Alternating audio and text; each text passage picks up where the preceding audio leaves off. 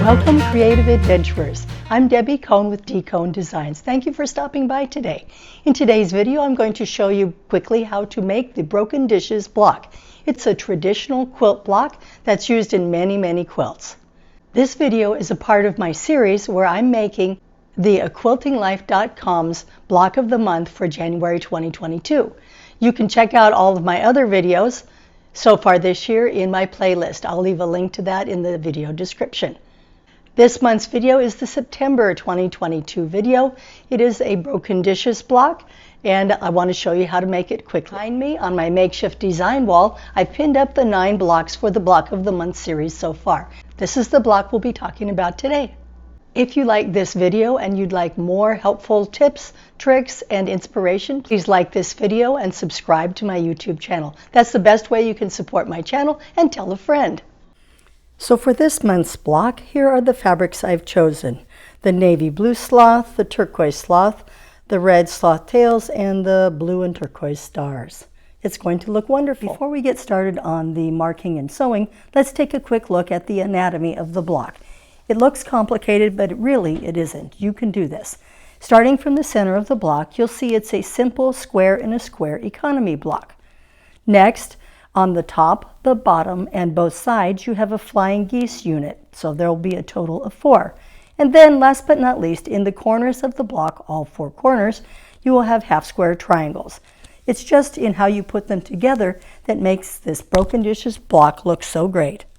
It's just in how you put it all together that makes this broken dishes block look so great. In addition to the usual tools you'll need, such as the cutting mat and the rotary cutter, and your pressing mat or ironing board, you'll also need some sort of straight edge. In this case, I'll probably use the medium seam marker, but you could use a straight edge ruler. Quilting ruler would be fine. I find snips to be helpful when working with these small blocks. You'll need something to be able to sew your half square triangles with. I find diagonal seam tape to be very helpful, but you could use any straight seam alignment tool, such as your 1/4 inch foot, diagonal seam tape, magnetic seam guide, throat plate, or masking tape ledge.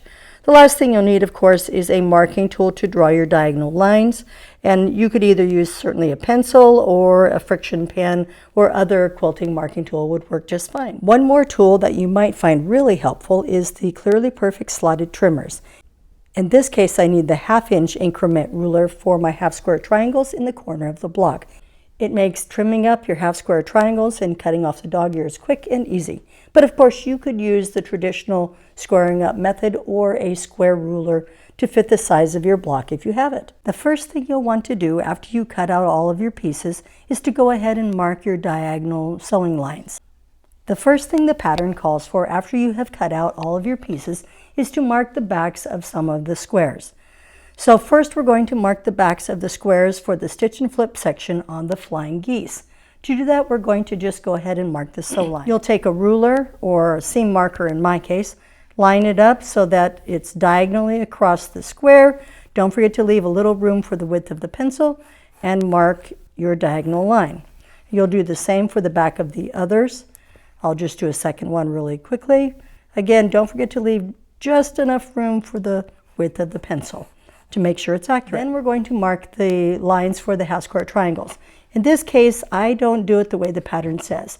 In the pattern, it calls for you to mark the cut lines. I prefer to mark my sewing lines. I find I'm more accurate. This is where the seam marker really comes in handy. I position the seam marker up in the corner up here of the square, making sure the center line of the seam marker is through the center diagonal, and then I mark on both sides like this, holding it steady. And I mark both sides. Those will be my sewing lines. After I've stitched them together, then I will cut down the center between them. I find it makes my half square triangles more accurate. Let's move on to the sewing. The last set of lines we need to draw is for the square in a square or economy block center. We'll need to draw a diagonal line on the back sides of these accent blocks. Again, I'll just do it the same way I did the others, lining up my seam marker in one corner, leaving room for the width of the pencil, and drawing my diagonal line. I'll repeat that on the corner of all of the other blocks. As I stitch the block together, I'm going to work from the center out. So here I have the square and a square or economy block. I'm going to stitch two of the squares on opposite each other. I'm going to stitch just to the outside right here of the diagonal line. The reason for not stitching directly on it is because I do need to account for the fold over when I fold it back. So I stitch at least a thread's width just to the outside. The same here to account for the fold over going this way. So let's go ahead. If you have diagonal seam tape, you can certainly use that as well. I'm going to just hold it. You could pin, but I'm going to hold it and then stitch, making sure I've got it lined up in the corner of my block, holding it gently but firmly, and then stitch just to the outside. Turn the block around, and I'm going to sew the other square the same way, making sure it's lined up right in the corner. Next, I'm going to trim this right here. I'm going to press this back gently but carefully with my fingers. Press this one back gently but carefully with my fingers. And I'm checking to make sure that this went at or past the corners of the block to make sure that it's on correctly. That one looks good. This one looks excellent. So I'm going to press them back, and then I'm going to trim at approximately 1/4 of an inch. Then I'll repeat the process on the other two corners, and I'll come back to you. Here I'm pressing back the corners of the economy or square and a square block. Gently, flip it around. I'm going to trim off the excess right here. You could use a rotary cutter, but I'm just going to eyeball it like this, about 1/4 of an inch or so on that side, and then again on this side, trimming about 1/4 of an inch. Now I'm ready to do the same on the other side. I'll stitch the two squares on, and then I'm going to square up the block. Here you can see I've squared up or trimmed my center block, and now I'm ready to move on to my Flying Geese units. Here you can see one of my Flying Geese units. I will be sewing it very similar to how we did the stitch and flip section for the square and a square or economy block in the center. I'm going to take my squares and I'm going to lay them on each end of the rectangle, one at a time. In this case, I have directional fabric, so I'm taking care to make sure when I sew along this diagonal line here and flip it back, that we'll be able to see the sloth peeking out. So let's go ahead and do that. Again, I'm going to stitch just a thread's width to the outside of the block to account for the fold over on the diagonal line. I'm going to finger press it back gently like this, taking care not to stretch. It is a bias seam along there, so I'm pressing gently like this. I'm going to trim at about 1/4 inch, eyeballing it.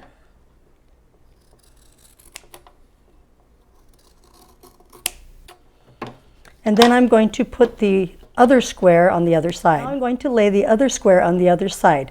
Again, making sure this is pressed back, finger pressed back, laying it down gently. I want it to overlap on top of the one I've already done, making sure it's snug to the corner of the block.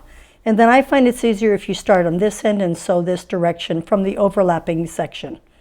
I'm going to sew just a thread's width to the outside to account for the fold over. When I fold it like that, you should be able to see the sloth peeking out. Let's go ahead and stitch.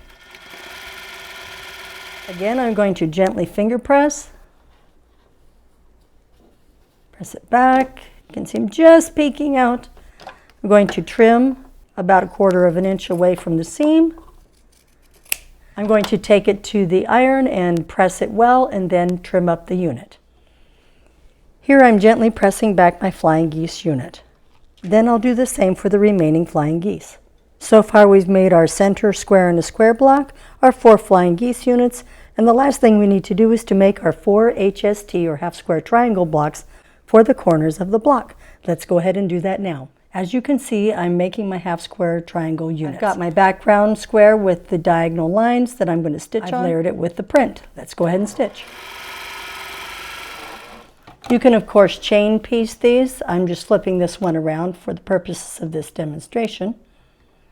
And go ahead and stitch. Now that I've sewn on the drawn lines, I'm going to cut in between them, approximately down the center diagonally from corner to corner. Next, I'm going to take them to my rotary cutting mat and square them up using my Clearly Perfect slotted trimmer tool. It works great. Here I'm going to trim up my half square triangles using the Clearly Perfect slotted trimmer. I'm going to line up this dotted line here with my stitch line underneath and then trim around like this, holding firmly, and then trimming the dog ears in the slots like that and like that. You have your half square triangle, and I'll repeat that for the remaining half square triangle pieces. Here I'm pressing back my half square triangles that I've trimmed. If you choose the traditional method, you want to iron back, you'll want to press your half square triangle units open first and then trim them up. But if you use the Clearly Perfect slotted trimmer tool, you want to trim them first and then press them open. Either way, you'll arrive at the same result. I just feel the trimmer tool makes it much faster and easier. But you do whatever works best for you. I have my 4 half square triangle units for the corner. I have my Flying Geese for the top, bottom, and sides, and I have my center square and a square. So let's assemble the block. I start with my square and a square or economy block. Then I'm going to add my Flying Geese.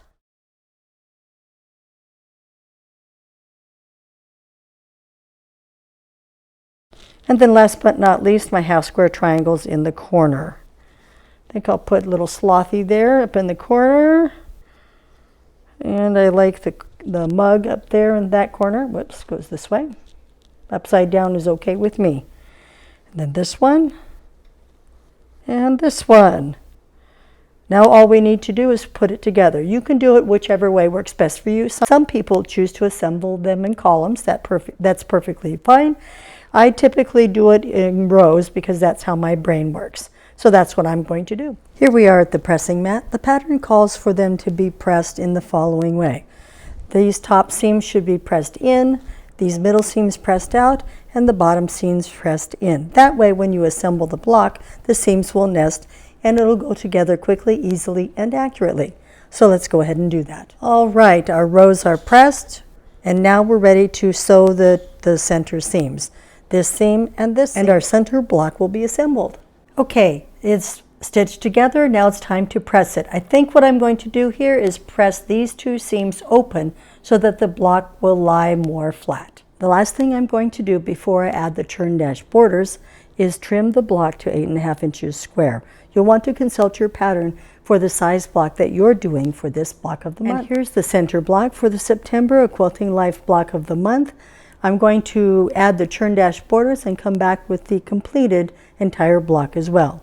I won't show you how to construct or assemble the churn dash borders. For that, you'll definitely want to go to Sherry McConnell's January 2022 post that tells you exactly how to do all of that. This is mainly focused on the broken dishes center block. Thank you for watching today's video. In a couple of weeks, I'll have October's 2022 block of the month in this series as well. So stay tuned. I'll see you soon.